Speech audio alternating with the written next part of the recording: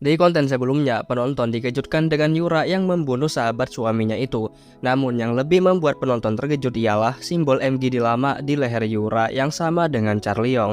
Lantas siapakah sosok Yura yang sebenarnya? Apa benar dia hanya seorang ibu rumah tangga biasa? Di episode kelima ini kita akan mendapatkan jawabannya. Lalu diceritakan semalam sebelum hari penembakan, Yura mengobrol berdua dengan Wolf. Di sana, Wolfe menunjukkan lampu unik yang ia beli dari seorang seniman.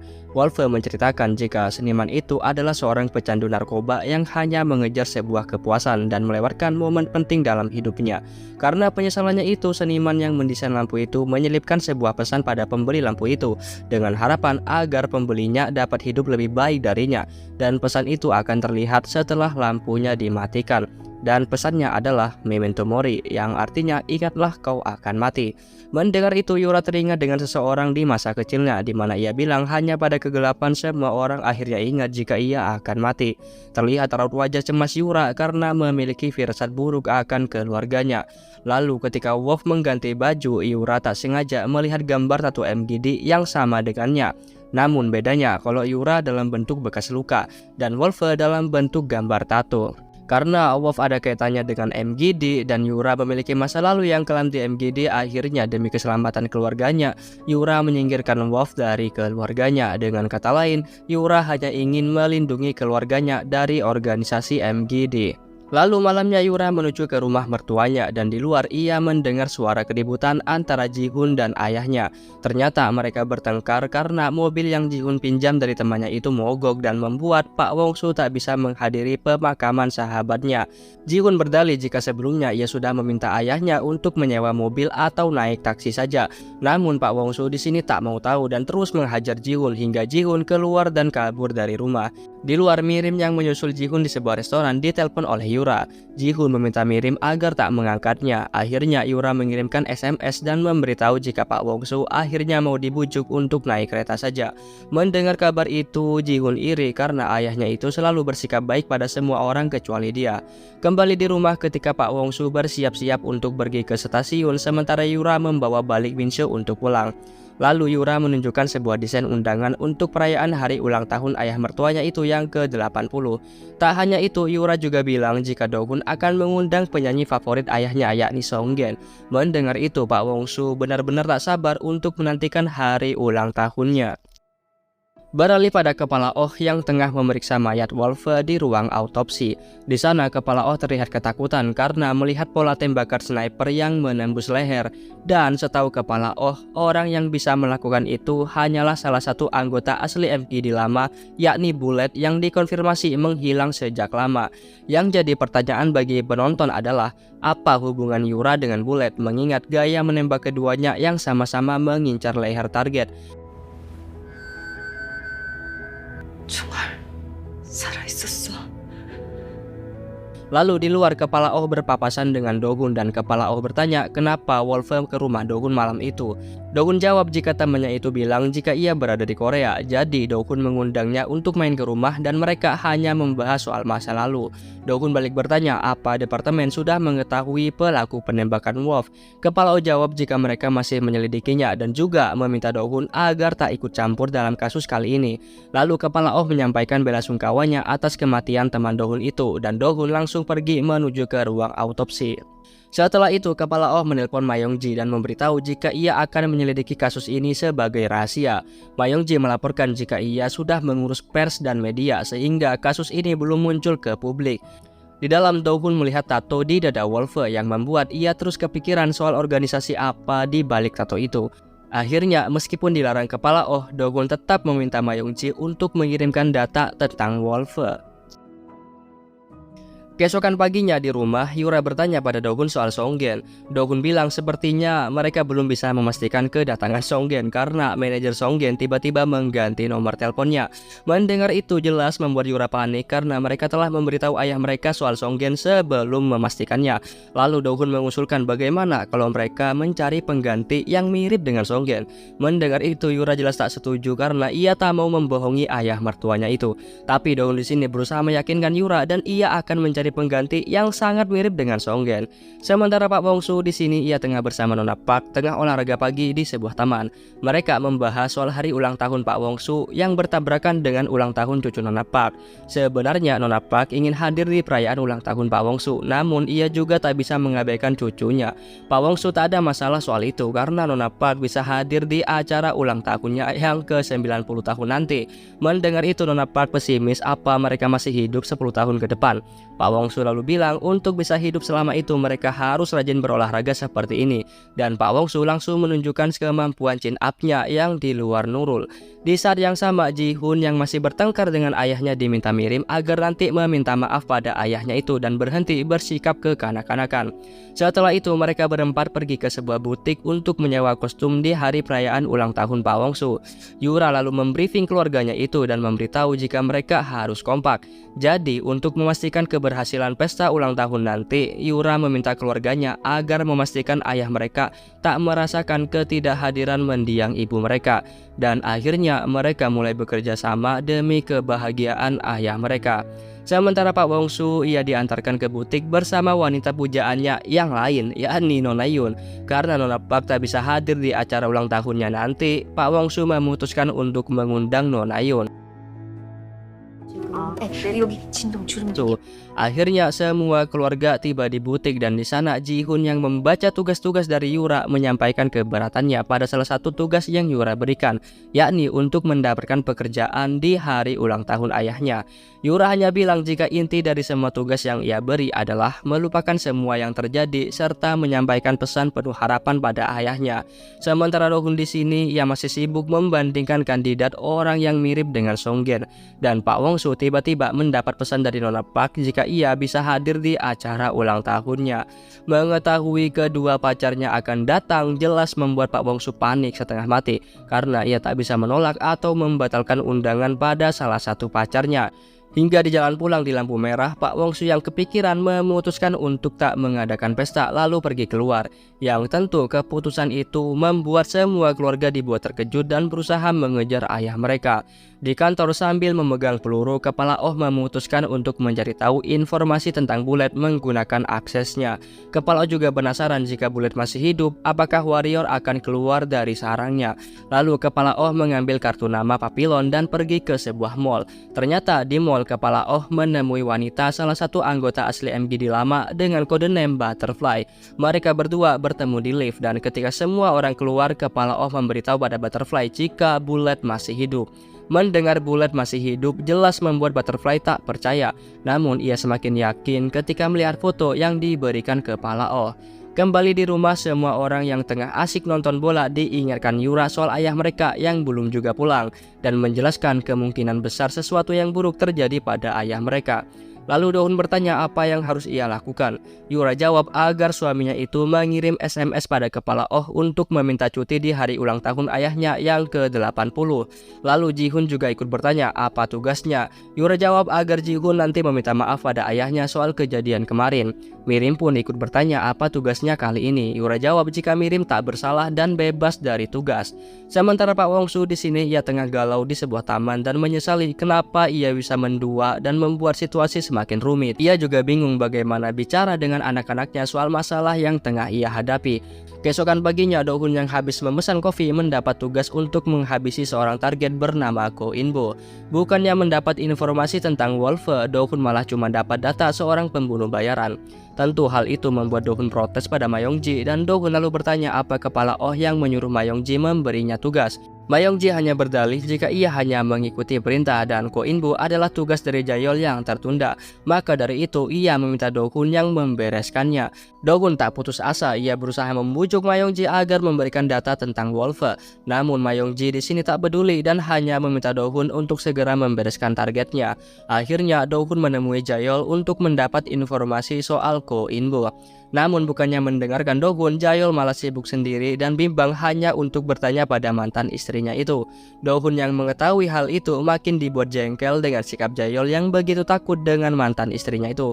Lalu Jayol memberitahu Do-hoon jika Chairi masih mencintainya. Buktinya ia mengirimkannya bunga. Do-hoon lalu melihat surat dan bunga itu. Dohun jelas dibuat ngakak karena jika memang Chairi masih mencintainya, seharusnya Chairi memberikan suplemen atau semacamnya yang lebih berguna, bukan bunga yang tak berguna seperti ini. Dohun juga memberitahu Jayol arti dari bunga putih yang ditujukan padanya, yakni artinya Chairi ingin meletakkan bunga itu di foto pemakamannya, tapi sayangnya Jayol masih hidup. Karena Dohun mengacaukan suasana hatinya, Jayol jelas kesal dan meminta Dohun untuk keluar. Tapi Dohun enggan keluar sebelum ia mendapat informasi tentang Ko Inbo. Akhirnya Jayol menjelaskan jika Ko Inbo merupakan pembunuh bayaran paling populer asal Jepang.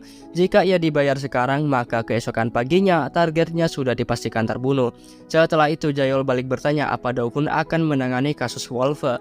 Dohun bilang jika Kepala Oh melarangnya, dan jika Kepala Oh bilang ia akan mengusutnya sendiri, Dohun tak ada pilihan lain selain mempercayakan semuanya pada Kepala Oh. Setelah itu Dohun langsung menuju ke tempat Ko Inbo bekerja, dan ternyata Ko Inbo bekerja sebagai pengajar bahasa Inggris di kampusnya. Dan sesuai prosedur, Dohun selalu melaporkan perkembangan misinya. Sementara Yura di rumah mertuanya, ia terus membujuk ayah mertuanya itu untuk mengadakan pesta ulang tahunnya. Namun seperti yang kita tahu, masalah Pak Wongsu lebih rumit dan Pak Wongsu jelas bingung gimana jelasinnya pada Yura. Di saat yang sama di kantor properti, Ji-hun membeli sebuah bidang tanah sebagai hadiah kejutan untuk ayahnya. Dan Ji-hun yang mendapat tawaran harga murah langsung menyetujui formulir tanpa membacanya terlebih dahulu. Entah tanah apa yang dibeli Ji-hun, namun yang jelas Ji-hun kegirangan ketika ia berhasil mendapatkan tanah itu dengan harga murah.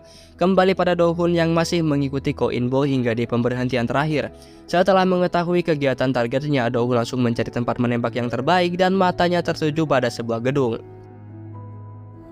들은 어둠 속에서야 비로소 메멘토 모리 죽음을 깨닫게 되는 거야. 절대 잊지 마. Di kafe, Yura kembali teringat dengan seorang anak laki-laki dalam masa lalunya yang begitu kelam. Tak lama Dohun yang hendak masuk kantor menghubungi Yura dan memberi kabar jika malam ini sepertinya ia akan lembur. Ternyata Dohun menyelinap masuk ke ruangan Kepala Oh untuk mendapat informasi. Dan ketika melihat foto kasus Charlie Yong, Dohun melihat kemiripan simbol bekas luka Charlie Yong dengan tato pada temannya Wolfe. Sementara Kepala Oh, ia yang baru pulang, meminta Jayol untuk mengawasi Dohun. Dan Jayol tanya kenapa Dohun dikecualikan dalam kasus ini. Kepala Oh jawab jika Dohun hanya akan mengacaukan kasus ini, dan ketika masuk ke rumah, Kepala Oh mendapati Butterfly sudah ada di sana. Melihat Butterfly yang ketakutan, Kepala Oh lantas bertanya padanya bagaimana rasanya menunggu kematian. Butterfly jawab jika ia sudah pensiun sejak lama. Soal warrior atau bullet, ia sudah tidak peduli lagi. Mendengar jawaban itu membuat Kepala Oh agak kesal dan ia mengungkit soal Butterfly yang mengorbankan nyawa anak-anak demi kepentingannya sendiri. Butterfly berdalih waktu itu ia terpaksa karena MGD menyandera keluarganya. Suaminya dibunuh dan ia tak mau kehilangan putrinya. Namun alasan apapun tak akan menghapus dosa Butterfly di masa lalu, sanggah Kepala Oh. Dan orang-orang yang berdosa di masa lalu itu sekarang hanya tersisa mereka, yakni Kepala Oh, Butterfly dan Hwacha. Namun Butterfly di sini tak peduli dengan nyawanya. Ia hanya meminta Kepala Oh untuk melindungi putrinya. Dan ketika hendak pergi, Butterfly memberitahu di dalam ponsel rahasia Wolfe terdapat informasi tentang warrior dan bullet. Setelah mendapat informasi itu, keesokan harinya Kepala Oh langsung mengecek kamar hotel Wolfe dan mencari ponsel rahasia tersebut. Lalu Kepala Oh menelpon Ma Yongji untuk memastikan jika kamar Wolfe masih utuh. Ma Yongji jawab jika ia sudah melarang staf hotel untuk masuk ke kamar itu sesuai perintah Kepala Oh. Setelah itu Kepala Oh meminta Ma Yongji untuk mengamankan rekaman CCTV hotel 2 jam yang lalu. Setelah itu Kepala Oh mulai mencari ponsel rahasia itu, namun ia tak menemukan apa-apa di sana karena ponsel rahasia itu sudah diamankan Yura sebelum Kepala Oh datang. Setelah itu Kepala Oh langsung mengecek rekaman CCTV hotel dan ia langsung memberitahu bawahannya kemungkinan pelaku dikirim organisasi MGD dengan ciri tinggi kurus dan kemungkinan adalah seorang wanita. Lalu Kepala Oh mengecek berangkasnya dan dia mendapati jika dokumen di dalamnya berantakan karena Dohun yang keras kepala. 건더기 새끼. Lalu Kepala Oh menghubungi Yura dan berniat untuk mengunjunginya malam ini, dan Yura tak keberatan soal itu. Setelahnya Yura mendapat pesan dari Ji-hun yang tengah curhat jika ia tengah mengalami hari yang sial. Ji-hun lantas bertanya apakah pesta ulang tahun ayahnya akan baik-baik saja jika ia tak hadir nanti. Yura jelas bingung apa yang terjadi pada Ji-hun. Sementara Dohun ia tengah menyiapkan senjatanya untuk mengeksekusi Ko Inbo. Dan sesuai kebiasaannya, Ko Inbo naik bis terakhir dan turun paling terakhir. 오 부장님 집에 온다는데 같이 오는 Saat itulah Do-hun langsung menggunakan kesempatan itu untuk menimpa Ko In-bo. Sesaat sebelum itu Ko In-bo sempat menyadari jika ada seorang sniper yang mengincarnya, dan dengan sigap Do-hun langsung melepaskan tembakannya yang kali ini melesat di bagian dada. Terlihat Do-hun yang mulai ragu akan tembakannya memutuskan untuk turun dan mengecek secara langsung, dan yang terjadi, ya, Ko In-bo rupanya belum benar-benar mati dan ia langsung menyerang Do-hun. Do-hun yang kalah fisik pada awalnya kewalahan menghadapi Ko In-bo, namun bermodalkan pin dari alat pemadam kebakaran, Do-hun langsung membalikan keadaan. Meskipun begitu, Ko In-bo yang berbadan besar tentu tak akan kalah semudah itu, dan Do-hun harus terkena sayatan serpian kaca di bagian perutnya. Ko In-bo yang menyadari Do-hun bukan orang biasa memutuskan untuk pergi saja. 나야 동생. Di rumah, Kepala Oh akhirnya datang. Yura yang mengira Do-hun akan datang bersama Kepala Oh agak bingung karena suaminya itu belum ada kabar dari tadi. Tak lama, Min-soo memberikan sebuah ponsel rahasia itu dan memberitahu ibunya ada seorang pria yang menelpon. Mendengar suara pria itu, Yura lantas merebut HP itu dari anaknya. Ternyata pria itu mengenal Yura dan bertanya apakah Yura belum melupakannya, dan episode pun bersambung. 여보세요? 오랜만이야. 설마 나 잊은 거 아니지, 강유라? Lanjut ke episode 6 di mana kita diperlihatkan kilasan masa lalu Yura dan hubungannya dengan pria misterius di telepon. Yura dan pria misterius itu dulunya adalah anak yatim piatu, begitupun dengan anak-anak yang lain. Anak-anak itu direkrut untuk dilatih dan dijadikan pasukan khusus untuk MGD. Dan perlu diketahui jika MGD dulunya bukanlah organisasi kriminal, melainkan organisasi tentara bayaran swasta yang dibiayai negara. Waktu itu Yura kecil diberi kode nama 27 dan Yura merupakan anak didik kesayangan Bullet. Itulah kenapa pola tembakan Yura persis seperti pola tembakan Bullet. 저격하기 좋은 상황이란 없다. 재정비, 몸과 총을 하나로 만들어라. 이칠. Lalu scene kembali di masa sekarang di mana Yura semakin bimbang karena di sisi lain Kepala Oh juga tengah menunggunya. Akhirnya Yura memutuskan untuk mengabaikan Kepala Oh dan mengajak Min-soo untuk segera tidur. Sementara Kepala Oh yang sedari tadi tak mendapatkan jawaban, ia malah mendapat kabar jika Do-hun dari tadi hilang kontak. Akhirnya Kepala Oh memutuskan untuk membatalkan pertemuannya dengan Yura. Sementara Yura di dalam, ia yang sudah menidurkan Min-soo segera menutup diri. Kembali pada Do-hun yang gagal mengejar Ko In-bo. Meskipun begitu, Do-hun sempat memasangkan alat pelacak di bawah mobil Ko In-bo dan ia segera melaporkan perkembangan misinya. Setelah itu di kantor, Kepala Oh mengobati luka di perut Do-hun. Kepala Oh membahas soal kegagalan Do-hun dalam misinya kali ini dan ia meminta Do-hun agar lebih fokus ke depannya.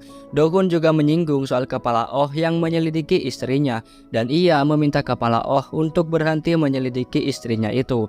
Do-hun lalu bertanya soal simbol pada tato Wolfe dan Charlie-yong. Kepala Oh hanya jawab jika simbol itu adalah sebuah organisasi yang memiliki tujuan yang sama.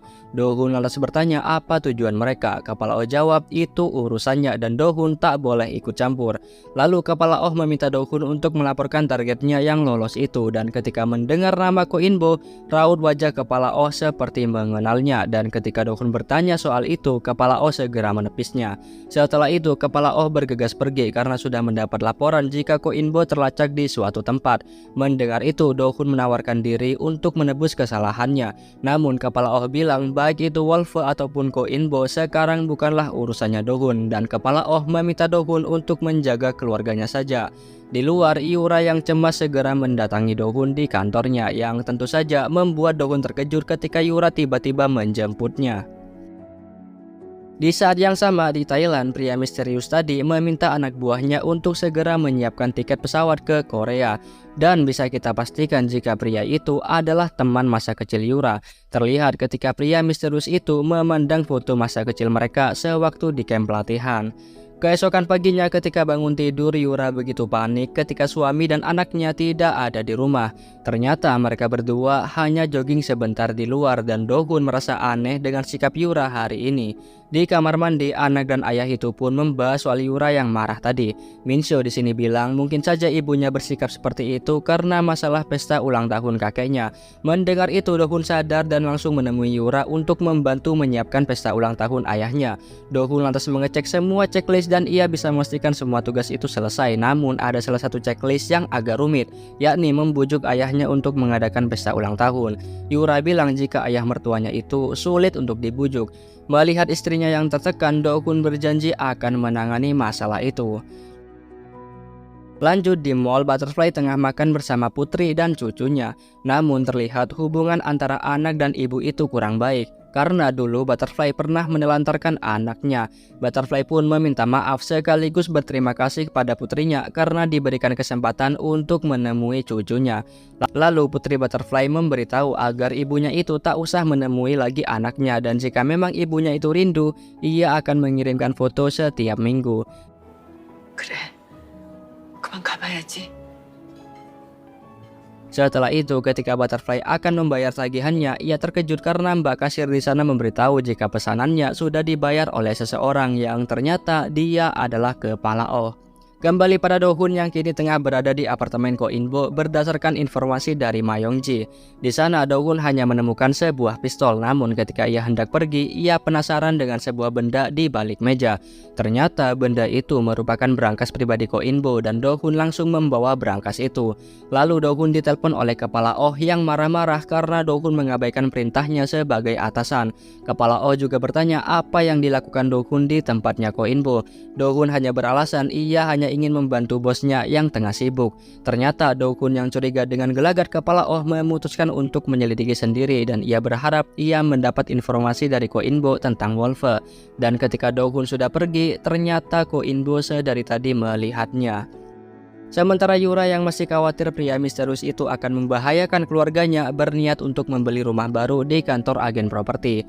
Ketika melihat pasangan muda yang bahagia ketika akan memiliki rumah, Yura pun teringat bagaimana bahagianya dia dan Do-hun ketika membeli rumah pertama mereka. Akhirnya Yura memutuskan untuk membatalkan niatnya membeli rumah baru. Di luar, Yura dikabari oleh suaminya jika malam ini ia akan lembur untuk membujuk ayahnya. Ternyata rencana Do-hun adalah membuat ayahnya itu mabuk berat agar bisa mengatakan dengan siapa ayahnya itu ingin duduk di pesta, apakah Nona Park atau Nona Yun. Namun ayah Do-hun di sini hanya bilang jika ia hanya ingin bersama Sine alias mendiang istrinya. Tak lama ayah Do-hun yang mabuk berat keburu tepar dan Do-hun memutuskan untuk mencari tahu sendiri dan memutuskan mana yang akan datang di hari pesta nanti. Lalu keesokan paginya kakak beradik itu merencanakan sesuatu dan istri mereka hanya bisa menyemangati suami mereka agar rencana ini berhasil. Karena kalau gagal mereka berempat bisa dalam masalah nantinya. Ternyata Ji-hun dan Do-hun berencana untuk bilang baik-baik pada Nona Park untuk tak hadir di pesta ulang tahun ayah mereka. Namun belum sempat mengatakannya, Do-hun tiba-tiba mendapat telepon dari Ma Yong-ji. Begitupun dengan Ji-hun yang terus ditelepon oleh agen properti. 제가 드리려는 말씀은 나 어디까지 얘기했냐? 하나도 안 내겠어. Dan karena HP mereka terus berdering, kakak beradik itu memutuskan untuk keluar sebentar. Dan di luar, Do-hun mendapat kabar jika Ko In-bo berada di Suwon dan Ma Yong-ji meminta Do-hun agar tak memberitahu kepala Oh soal ini. Lalu Do-hun menghampiri adiknya yang masih teleponan dengan agen properti. Do-hun meminta adiknya itu untuk melanjutkan pembicaraan mereka dengan Nona Park dan Do-hun pergi begitu saja. Tak lama Ji-hun mendapat pesan ancaman dari agen properti. Jika Ji-hun tak menemui agen properti itu hari ini, ia mengancam akan memberitahu keluarga Ji-hun soal masalahnya. Akhirnya dengan terpaksa Ji-hun juga harus meninggalkan Nona Park yang sedari tadi menunggu mereka. Dan sesuai dugaan, malam harinya Ji-hun harus mendapatkan pukulan telak dari ayahnya karena telah membuat Nona Park menunggu dan membayar semua tagihannya. Mana makanan yang dipesan mereka, makanan yang mahal.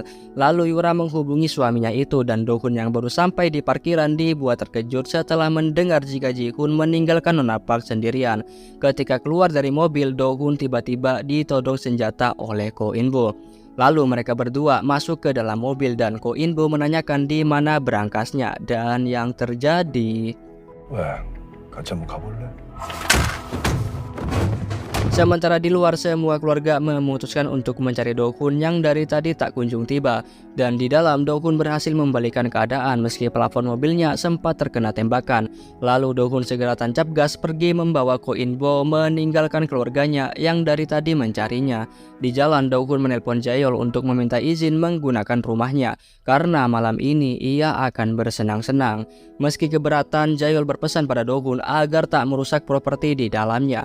Jaeol juga bertanya bertanya apa nggak masalah kalau kepala Oh sampai tahu soal hal ini. Dohun jawab meskipun ia tak melaporkan, Jaeol tetap akan melaporkan hal ini pada kepala Oh karena Dohun tahu Jaeol menjadi pengawas bagi kepala Oh. Mendengar itu, Jaeol cuma bisa pasrah dan berjanji akan tutup mulut. Akhirnya Dohun mulai bersenang-senang dengan Ko In-bo. Ia membuat Ko In-bo untuk mengatakan kode berangkasnya. Dan ketika dibuka, di dalam berangkas itu Dohun mendapati sejumlah uang tunai dan berkas daftar target yang sudah dibunuh. Dan di dalam buku klien Ko In-bo, Dohun menemukan nama kepala Oh. Melihat itu, Dohun lantas bertanya pada Ko In-bo siapa yang ingin dibunuh kepala Oh. Awalnya Ko In-bo enggan memberitahu demi privasi kliennya. Namun Dohun yang tak suka dengan sikap Ko In-bo dengan bengisnya menembak paha Ko In-bo yang membuat dia merintih kesakitan. 말해. 내가 죽였나? 말해. 아씨, 내가 죽인 거. Akhirnya Dohun mendapatkan sebuah nama, yakni Ma Yeon-rim. Sementara di kantor, kepala Oh masih mengawasi Ma Yeon-rim yang ternyata dia adalah nama asli dari Butterfly. Lalu Butterfly menghubungi kepala Oh dan protes karena kepala Oh terus mengikuti putrinya. Butterfly bertanya apa kepala Oh khawatir ia akan menghubungi Warrior. Kepala Oh jawab jika Butterfly sendiri yang meminta perlindungan maka ia akan lakukan dengan caranya sendiri. Kepala Oh juga menyinggung karena Butterfly seorang pria tak bersalah dijebak selama puluhan tahun. Padahal pembunuh anak-anak itu sebenarnya adalah Butterfly. Butterfly tak takut soal itu karena kasus itu sudah ditutup dengan Bullet sebagai pelaku pembantaian anak-anak di masa lalu. Mendengar itu, kepala Oh mengancam Butterfly dan berjanji akan menghukumnya sesuai hukum yang berlaku. Maka dari itu, kepala Oh berpesan agar Butterfly segera membuat kenangan yang indah bersama putrinya. Meskipun putrinya itu tidak pernah menganggapnya sebagai ibunya.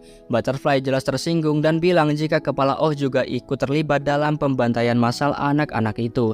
Dan kepala Oh memang mengakui jika ia juga bersalah dan akan bertanggung jawab setelah menjebloskan Warrior dan Butterfly ke jeruji penjara. Keesokan paginya, Ji-hoon mulai bersiap-siap untuk menemui Nona Park dan menebus kesalahannya kemarin. Di kafe, Yura teringat masa lalunya ketika melihat sebungkus peluru yang selama ini ia simpan. Waktu itu teman dekat Yura hampir terkena pelurunya yang meleset, dan kini ia telah tumbuh menjadi pria dewasa dengan bekas luka yang sama. Pria yang diketahui bernama Taegu kini sudah tiba di Korea dan saking lamanya di Thailand, ia terlihat linglung setibanya di Korea. Tak lama ada seorang wanita yang menegurnya untuk tidak merokok di tempat umum. Wanita itu ternyata adalah Cherry, mantan istri Jaeol. Cherry lantas menawarkan bantuan dan Taegu yang awalnya menolak akhirnya menerima tawaran itu. Akhirnya mereka berdua naik di taksi yang sama. Setibanya di rumah sakit, Cherry turun duluan dan karena ia sudah menolongnya, jadi ia meminta Taegu yang membayarnya. Di dalam, Jaeol begitu terkejut karena kedatangan mantan istrinya itu. Ternyata maksud kedatangan Cherry menjenguk Jaeol hanya untuk meminta bantuan membunuh seseorang. 그럼 내 부탁 하나 들어줄 수 말만 해. 사람 하나만 죽여줘. Di kantor, kepala Oh yang tahu Ko In-bo ada di rumah Jaeol memerintahkan anak buahnya untuk menyingkirkan Ko In-bo dan mengawasi Dohun. Tak lama Dohun masuk dan pura-pura bertanya soal perkembangan kasus Ko In-bo seolah dia tidak melakukan apa-apa. Kepala Oh hanya jawab jika ia sudah menyerahkan Ko In-bo pada kejaksaan. Mendengar itu, Dohun meminta kepala Oh agar tidak sering meminta bantuan dari luar. Kalau ada masalah, kepala Oh bisa meminta bantuannya. Dohun juga menyinggung dulu sewaktu di Osaka ia hampir mati di ruang isolasi. Namun kepala Oh mempertaruhkan jabatannya menggerakkan orang hanya untuk menyelamatkannya. Bagaimanapun juga Dohun berhutang budi pada kepala Oh. 나가서 일이나 해. Setelah keluar dari ruangan kepala Oh, Dohun langsung meminta bawahannya untuk mencari informasi tentang organisasi dengan gambar yang ia kirim. Di rumah, Pak Wongsu diberitahu jika Nona Park datang berkunjung. Jelas Pak Wongsu terkejut setelah mengetahui jika Ji-hoon sudah mengatakan semuanya pada Nona Park. Ji-hoon sedih karena ayahnya akan duduk bersama wanita lain alih-alih mendiang ibunya. Jadi Nona Park sangat menghargai Ji-hoon dan memutuskan untuk tidak hadir di pesta ulang tahun. Dengan kata lain, Ji-hoon telah berhasil menyelesaikan masalah ayahnya dan pesta masih bisa diadakan. Sementara Ji-hoon sendiri, ia yang tengah depresi berniat untuk bunuh diri. Namun tak lama semua keluarganya memberikan apresiasi atas keberhasilan Ji-hoon membujuk Nona Park. Namun di sisi lain ia terus mendapat tekanan dari agen properti yang terus mengancamnya. Malamnya Dohun mengunjungi Ko In-bo dan ia begitu terkejut karena Ko In-bo telah dibunuh oleh sniper lain, anak buah kepala Oh. Dohun lantas mengecek mayat Ko In-bo, namun Dohun tak menemukan tato yang sama dengan Wolfe. Sementara kepala Oh, ia begitu lega ketika Ko In-bo terkonfirmasi terbunuh. Keesokan paginya, hari pesta ulang tahun Pak Wongsu yang ke-80 telah tiba. Dohun mulai bersiap-siap dan menambal setiap lubang akibat kekacauannya dengan Ko In-bo, yang tentu saja membuat ayahnya itu heran untuk apa Dohun memasang selotip itu. Saat itu juga Ji-hoon belum juga kembali ke rumah dan Mirim terlihat khawatir ketika suaminya itu belum bisa dihubungi. Mirim juga berjanji jika Ji-hoon tak hadir hari ini maka ia akan menceraikannya. Di pesta, para tamu sudah mulai berdatangan dan keluarga itu masih dibuat khawatir dengan Ji-hoon yang masih belum ada kabar. Tak lama Yura mendapat notifikasi dari kartu pembayaran supermarket dan Yura baru ingat jika Yura pernah memberikan kartu itu pada Ji-hoon untuk keadaan darurat. Dohun lalu sadar jika supermarket itu sepertinya tidak jauh dari makam ibunya. Mengetahui Ji-hoon tidak apa-apa, Dohun langsung mengajak keluarganya untuk masuk karena acara akan dimulai. Tapi Yura di sini bersikeras, apa artinya sebuah pesta jika anggota keluarga belum lengkap. Akhirnya mereka semua mencari Ji-hoon. Tak lama Pak Wongsu ditelepon oleh temannya yang menanyakan keberadaannya, mengingat acara akan segera dimulai. Di pesta semua orang dibuat bingung karena tuan rumah tak ada di sana. Untungnya Songgen segera mengalihkan perhatian dan langsung memulai pestanya meski tanpa tuan rumah. Di makam, Ji-hoon begitu senang karena keluarganya datang, namun Ji-hoon malah harus mendapatkan pukulan telak dari Yura. Lalu Ji-hoon mulai menceritakan masalahnya di mana ia mendapatkan properti murah seharga 500.000 won. Namun karena ada biaya ini itu harganya malah menjadi 20 juta won dan dia mengaku sudah menandatangani kontrak sehingga ia tak bisa berbuat banyak. Mendengar itu Dohun lantas bertanya apa yang dibeli adiknya itu hingga tertipu sampai 20 juta won. Lalu Ji-hoon menunjukkan sebuah tanah di bawahnya, yakni lahan makam di samping ibunya. Mengingat dulu ayahnya berpesan ingin dimakamkan di samping mendiang istrinya. Setelah mendengar semua kebodohan Ji-hoon, Dohun lantas segera menghajar adiknya itu. 그냥 오늘 아들 하나 없다고 생각해. 일로 와. Setelah itu semua keluarga harus segera bergegas kembali ke pesta. Setibanya di sana, mereka hanya mendapati tempat yang mereka sewa sudah berantakan dan semua tamu sudah pulang. Manajer di sana bilang jika mereka sudah tutup. Namun Ji-hoon di sini menyadari jika mereka masih ada waktu 18 menit menurut kontrak. Akhirnya menggunakan waktu yang tersisa, keluarga itu masih bisa tetap merayakan ulang tahun ayah mereka dengan penuh sukacita. Sepulangnya dari pesta, Dohun merasa HP-nya ketinggalan dan ia meminta anak istrinya itu untuk naik duluan. Setibanya di atas, ketakutan Yura selama ini akhirnya telah tiba, di mana teman masa kecilnya benar-benar tiba di Korea. Taegu juga mengenal Minseo dan Yura berusaha melindungi anaknya itu dari Taegu dan episode pun bersambung. 옛날하고 똑같다 강유라 27번 민서구나